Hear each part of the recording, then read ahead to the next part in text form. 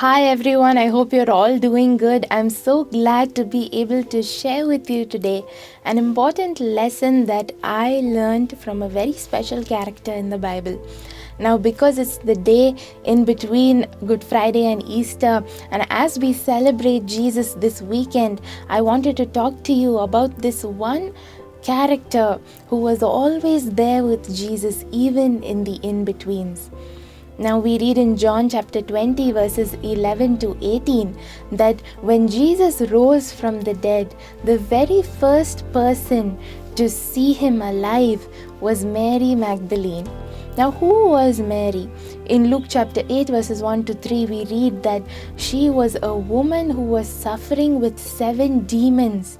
She was a demon-possessed woman and she was being tormented every day. I'm pretty sure that because she was demon-possessed, she was rejected by society.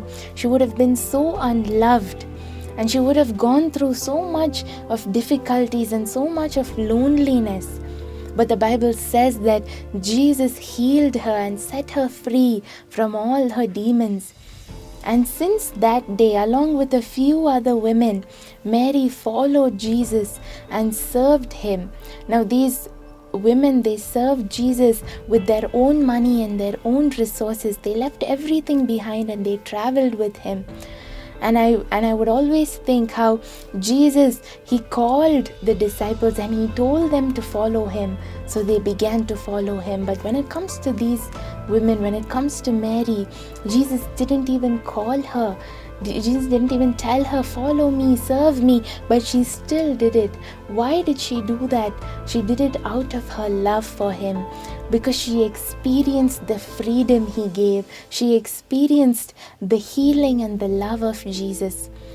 And for the first time in her life, she felt loved. And because of that, she also loved him and she started to serve him. And throughout the ministry of Jesus, we see that Mary was with him.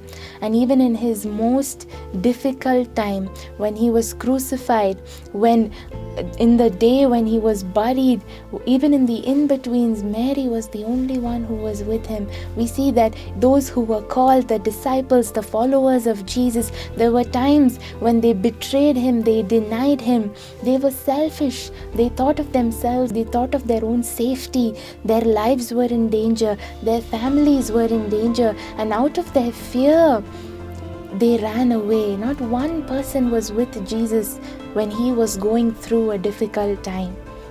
Not only that, even in Mark 9 and 10, we see that there were times when the disciples complained and they expected something in return.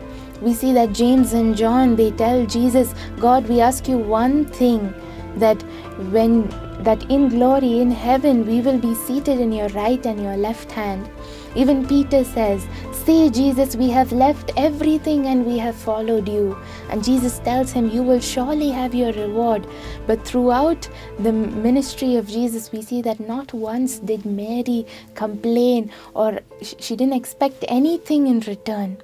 She loved so selflessly, she served so selflessly, all because she experienced the love of Jesus. He set her free, and now all she wanted to do was follow him. And that meant serving faithfully even in the smallest of things. That meant being there with him even when no one else was. The Bible says in Matthew 27:55 and 61 that at all times when they cast lots for his garment, when they hung him on the cross, even as he breathed his last, Mary Magdalene was there near the cross. And as they buried the body of Jesus, Mary was sitting opposite the tomb. And even on the morning of the 3rd day, she ran to the tomb early in the morning before it was dawn.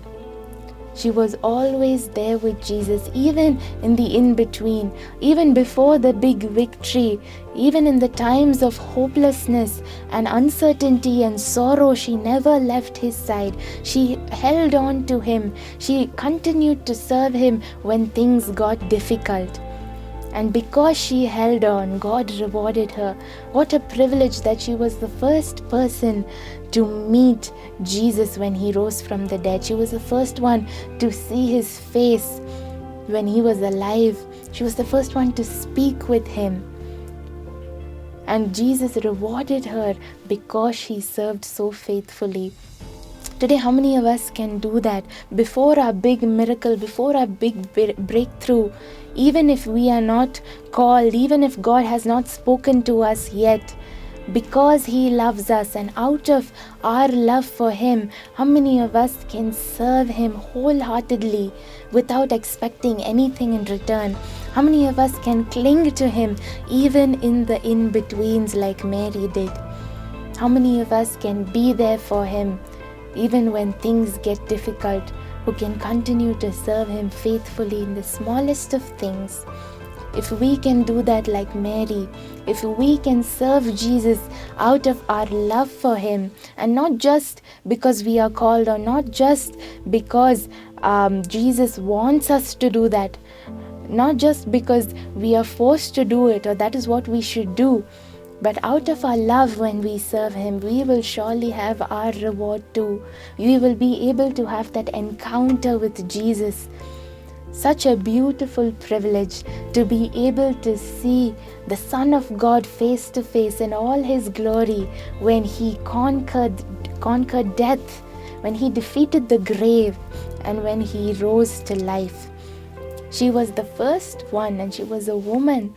And not only that, even after that, she continued to minister to so many people. She shared the love of Jesus. Even after He went to heaven, she was a woman who served God out of her love for Him. Today, I want to encourage you that even in the middle of your darkness, your sorrow, your hopelessness, even before your big breakthrough, hold on to Jesus. Continue to serve Him, and He will reward you. He sees you. Just how Jesus saw Mary when she did all of that work, when she served Him and traveled with Him. No one else may have seen her, but Jesus was watching her. He knew she loved Him, and He loved her too. And that was the biggest reward, to know that Jesus is seeing you, and He appreciates you, and He loves you, and He will honor every sacrifice that you make for Him. I hope this message has blessed you. Have a wonderful weekend. God bless you.